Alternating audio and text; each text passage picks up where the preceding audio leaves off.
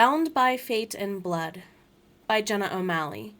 The Merna Annals, Book 1. Chapter 23. Arya. Cyrus, old grump of a friend. Arya spread his arms wide as his glowing smiles reached to greet his fellow elders. Cyrus growled deep in his rock-coated throat, a hissing, lizard-like warning, as Arya enveloped him with a loving kiss to the center of his forehead and each cheek. Aye, back off with you. Save the kisses for your mate, if you ever find one among your many. What is the fun in settling on just one, my lovely?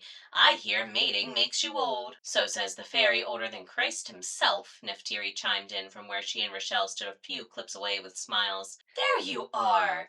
Arya cheered. In the eyes of her best friend, a fellow royal, Nephtyri was as beautiful as ever. Betrothals being annulled aside, he would give his life to see her taken care of well, and he would orchestrate anything else to see to that happening without his direct inflection or input. Now, Arya, those are what lovelies look like, Cyrus said, his smile pulling hard on the left side of his face. A jagged scar prevented the right side from moving. The females approached as he held his arms out for them. It is good to see you two are doing well. Cyrus, old friend, you have not left us, Bovary affirmed, looking into his patron's carnelian eyes, swirling in shades of amber and citron, from where he stood several steps below on the other staircase. Bovary, my child, your arms are heavy. Cyrus led the elders toward the other stairwell. A group of 5 males remained where Arya met Cyrus, their silent forms looming. The shortest of them, Tus, sported his prized wings, a pair that would fetch any hunter a handsome reward and much money, a fate Arya would not wish on his people, let alone his friend, having experienced such loss of his own wings firsthand. I assume Baron Sinclair asked for more reading material then, Bovary, Nephtyri asked. Much, Shivera. He reads like the ocean tide during a full moon. Creo and Maria could use you both, then, Arya stated, stepping closer with arms open to clap Bovary on the shoulder. Cyrus was coming to fetch you, so I will take these for our friend. Your winged ones can join us. Cyrus shook hands with Bovary. Informal greeting, but he spoke to Arya. Do you think you can heal Ian's fevers? It is worth considering for his sake, Arya stated with a confident shrug. We shall speak soon, my shimmering lovelies. We have many tales to exchange over Frey's flask. Rochelle led Arya and Nephtyri to Christian's room as the others went with Bovary to the dining hall. All 3 elders came to a triangular formation outside of Christian's closed door,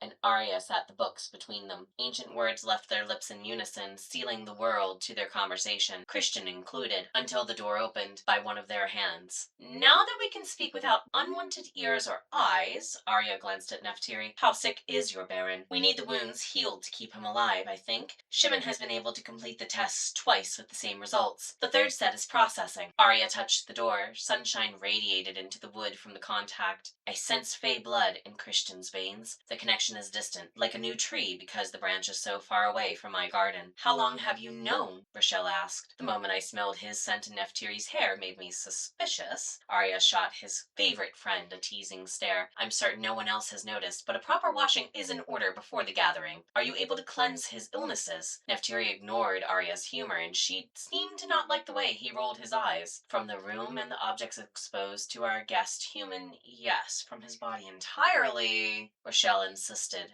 Arya, is Christian going to die? The Fairy King chuckled. No need to be so serious, Rochelle. Nephtyri must simply tell her Soros he has been found. Rochelle snorted. Such an easy task for a female these days, let me tell you firsthand. We think we have power? Males say otherwise. And I have been saying for centuries, Arya refrained. The key to any healthy relationship is to find someone with whom you can be the closest of friends, and yet you cannot stop wanting to go to bed with them. Is it a wonder why I never wanted that arranged marriage they had forced us into? Nephtyri rubbed her face several times over. Arya, I hate it when you are correct. Make it 2 flasks from Frey, and we will call the debt settled in this case, the fairy offered with a wink, lifting her chin. Put on a brave face for your true soulmate. He has been sick and wanting to see you for days. A sharp knock against the wood caught their attention. Rochelle shook her head at the should-be siblings and opened the door. Baron Sinclair, we have a visitor for you. Rochelle, my lovely, must you keep it so moist in here? It is not good for his health or my hair. Arya's mane reacted with increasing frizz before he addressed his patient.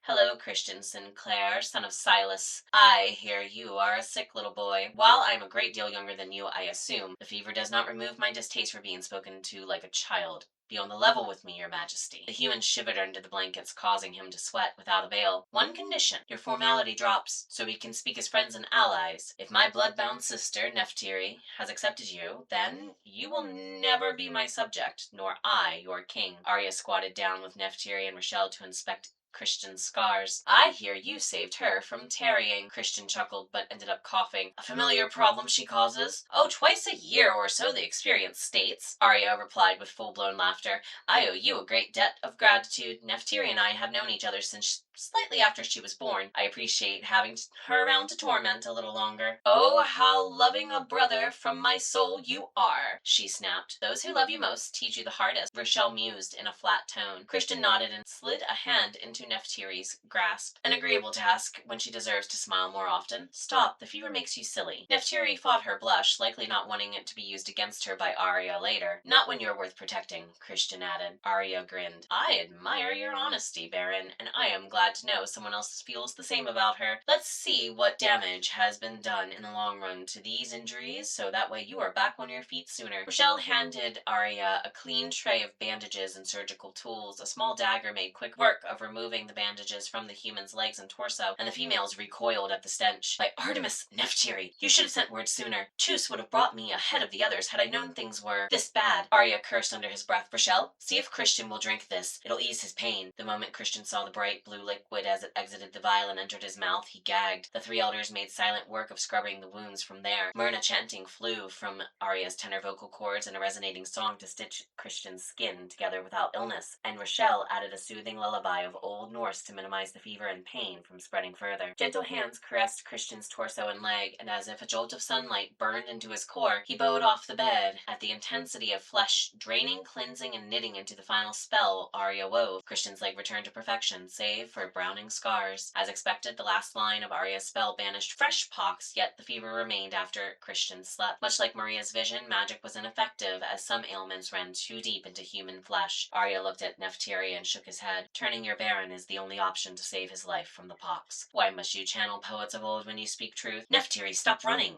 Arya whispered to avoid waking Christian. This human is strong and stubborn, like many other Ascot. He may come out of this fever, but one shall come that no magic can stop eventually if you continue to tarry. He is part Fae, though, Nephtyri whispered. Tasting his hunter's blood risks killing any other Merna that is not his Aerisos because of the situation. So long as his body remains mostly human? Why do you think a human joining an Adikos Naiha, a soul siblinghood such as ours, is so rare? Arya's confession slapped hard without him raising a finger, and he could see it all over Nephtyri's face, if not Rochelle's. The other elders may kill you for this. If Abraxas has anything to say, we will be lucky to avoid an internal war. Nephtyri left, ignoring Rochelle's complaints. There you go! Running again!